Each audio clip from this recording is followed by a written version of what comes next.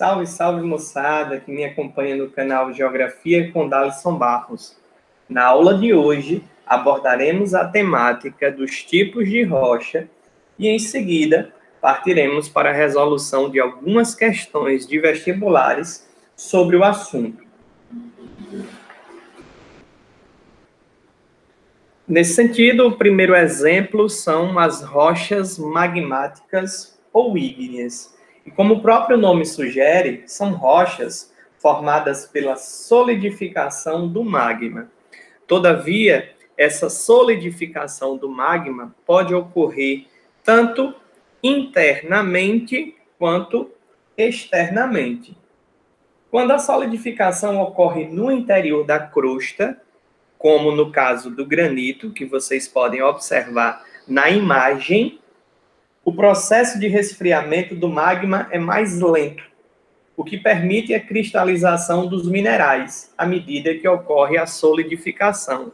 É por essa razão que, ao observarmos a imagem do granito, fica perceptível os seus minerais, ou seja, conseguimos observar a olho nu os minerais de quartzo, mica e feldspato.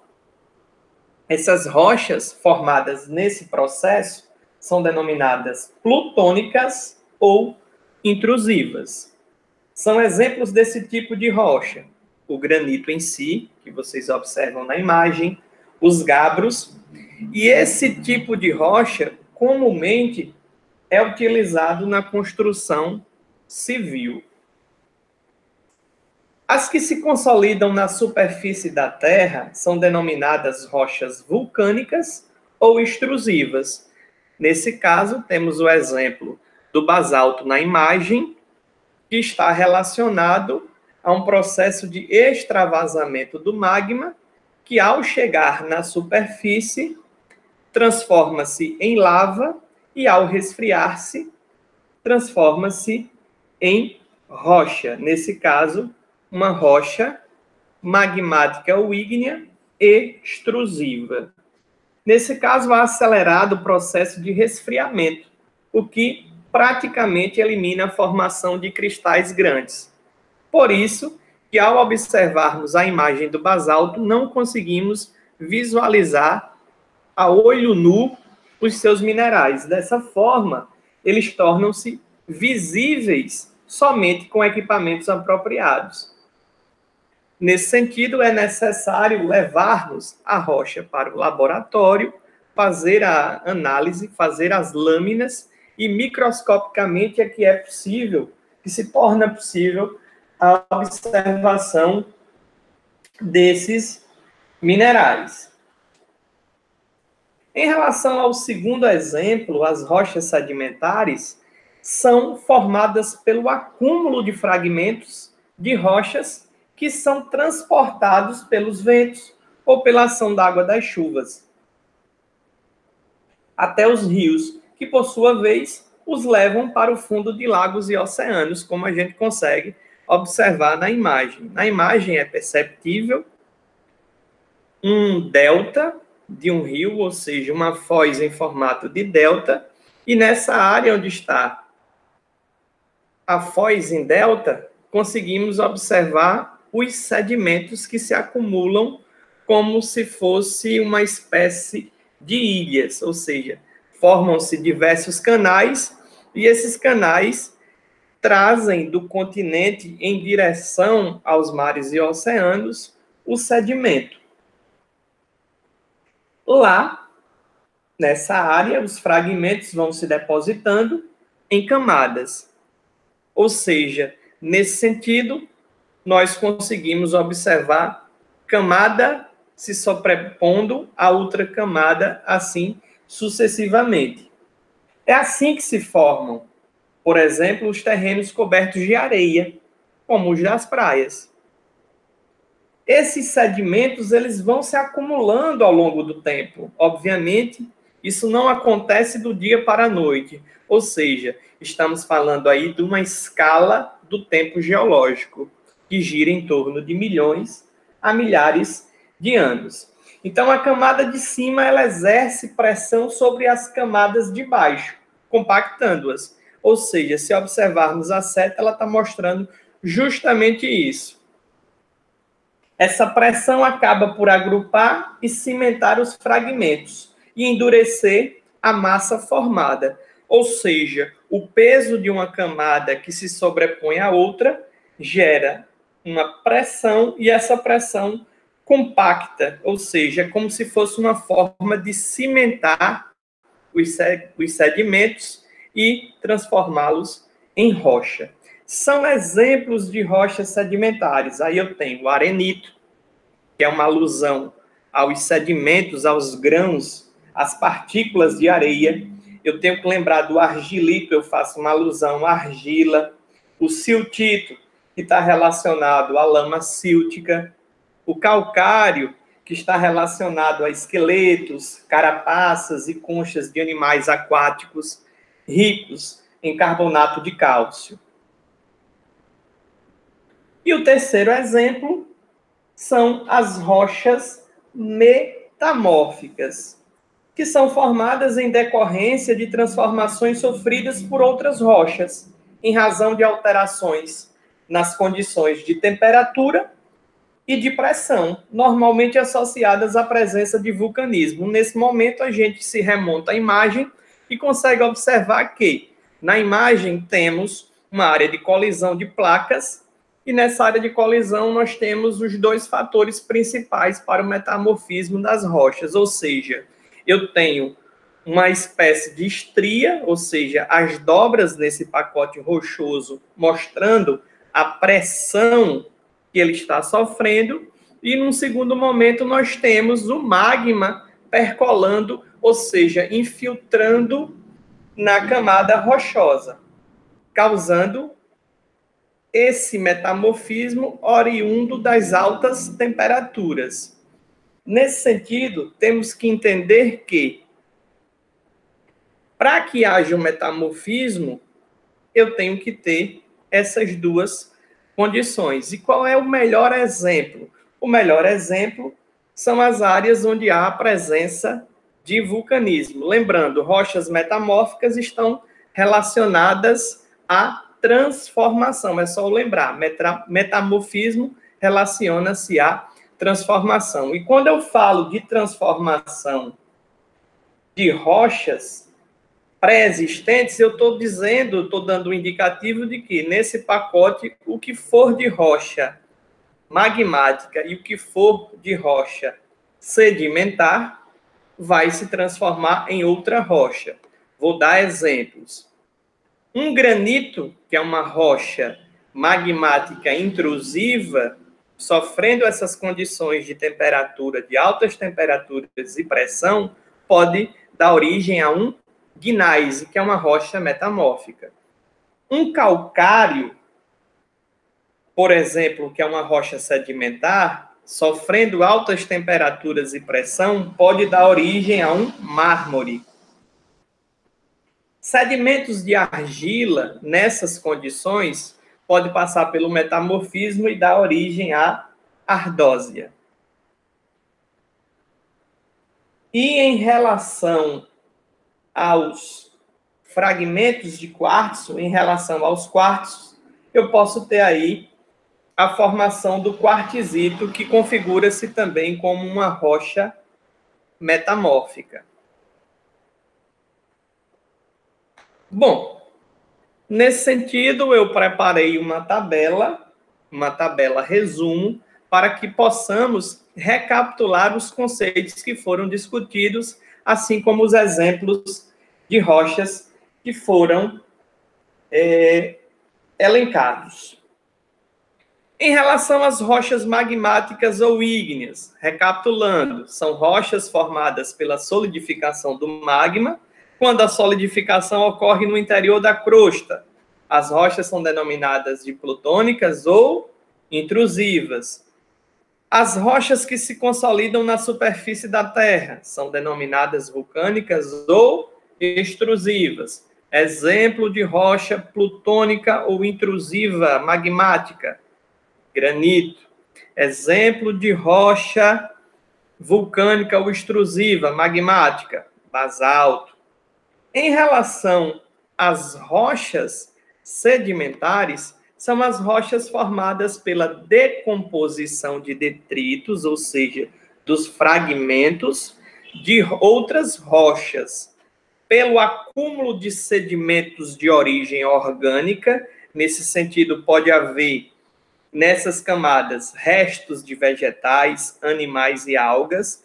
Basta eu lembrar que dentro dessas camadas pode haver combustíveis fósseis, ou seja, quando eu falo de restos de vegetais, basta eu lembrar do carvão mineral. Quando eu falo de restos de animais e algas, basta eu lembrar dos fósseis. Fósseis esses que podem dar origem também ao petróleo e o gás natural, ou pela concentração de precipitados químicos. Basta eu lembrar, nesse momento, do ambiente de uma caverna, onde esses precipitados vão dar origem às estalactites no teto e às estalagmites no chão. Então, recapitulando, o arenito, oriundo de grãos de areia. O argilito, oriundo de grãos de argila. O calcário, oriundo de esqueletos, carapaças e conchas de animais aquáticos, ricos em carbonato de cálcio. O siltito, relacionado à lama síltica. Em relação às rochas metamórficas, formadas em decorrência de transformações, ou seja, metamorfismo está relacionado a uma transformação, sofridas por outras rochas, lembrando, por rochas pré-existentes. Nesse sentido, sofrida por rochas magmáticas e rochas sedimentares, em razão de alterações nas condições de temperatura e de pressão. Qual é o melhor ambiente? Qual é o melhor local para eu entender onde isso acontece? Normalmente associadas à presença de vulcanismo. Porque as áreas que são detentoras de vulcanismo geralmente são áreas onde há choque de placas, ou seja, onde o material rochoso vai sofrer pressão, e áreas onde há a percolação, ou seja, a infiltração de magma. Então, aí eu tenho altas temperaturas. Lembrando, gneiss. O gneiss é o metamorfismo do granito. A ardósia parte do metamorfismo de sedimentos de argila. O mármore ele é oriundo do metamorfismo do calcário. E o quartzito, ele é oriundo do metamorfismo de minerais de quartzo. Nesse sentido, partiremos agora para a resolução de algumas questões. Peço que parem o vídeo, leiam o enunciado e tentem responder a questão. E, por conseguinte, retomem o vídeo para saber se conseguiram acertar ou não.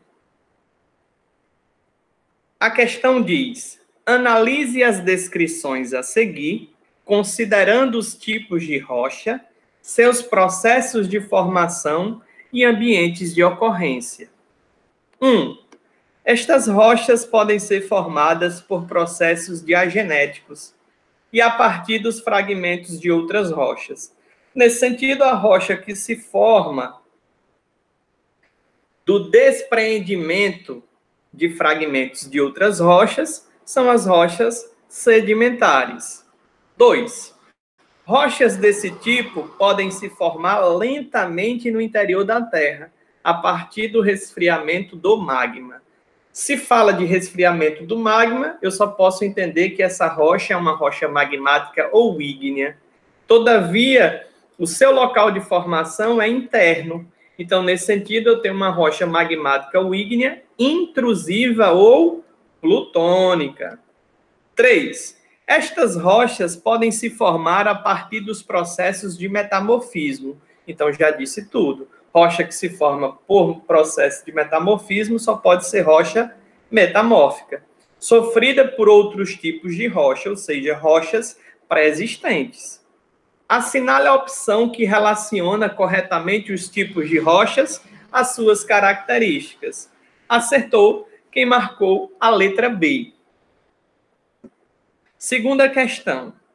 Considere as afirmações abaixo sobre os tipos de rochas encontrados na crosta terrestre. 1. Rochas ígneas formadas pela solidificação do magma em profundidade são chamadas de vulcânicas? Não. As rochas ígneas formadas pela solidificação do magma em profundidade são denominadas de plutônicas ou intrusivas.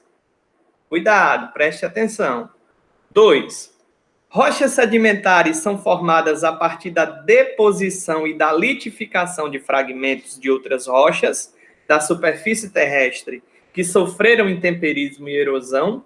Sim. Esses fragmentos eles se despreendem das rochas por conta justamente do intemperismo da rocha. 3. Rochas metamórficas são formadas a partir da transformação de rochas pré-existentes, submetidas a grandes pressões e a grandes temperaturas? Correto. Eu necessito de rochas pré-existentes e eu necessito de condições relacionadas a grandes temperaturas e grandes pressões. Nesse sentido, basta eu lembrar que, geralmente, o metamorfismo acontece em áreas de vulcanismo. Acertou quem marcou a letra D. Terceira questão. Associe as duas colunas relacionando os tipos de rocha com os exemplos correspondentes. Nesse sentido, eu tenho que lembrar dos exemplos e associá-los ao tipo de rocha. Número 1, magmáticas. Magmáticas, nesse sentido, estão relacionadas ao granito e o basalto. Metamórficas. Metamórficas estão relacionadas aos gneisses, mármores, ardósias e quartzitos. E sedimentares estão relacionadas ao arenito e o calcário. Basta eu lembrar, arenito nos dá uma alusão de areia. Calcário nos dá uma alusão a esqueletos, carapaças e conchas de animais aquáticos ricos em carbonato de cálcio. E gneise, mármore, ardósia e quartzito é justamente o metamorfismo de quem tanto? Gneise, metamorfismo do granito. Mármore, metamorfismo do calcário. Ardósia, metamorfismo de sedimentos de argila. Quartzito, metamorfismo de minerais de quartzo. Acertou quem marcou a letra E. Nesse sentido, eu vou me despedindo de vocês. Um forte abraço. Não deixe de nos seguir nas redes sociais, tanto no Instagram, quanto se inscrever no nosso canal. E até a próxima aula. Valeu, galera!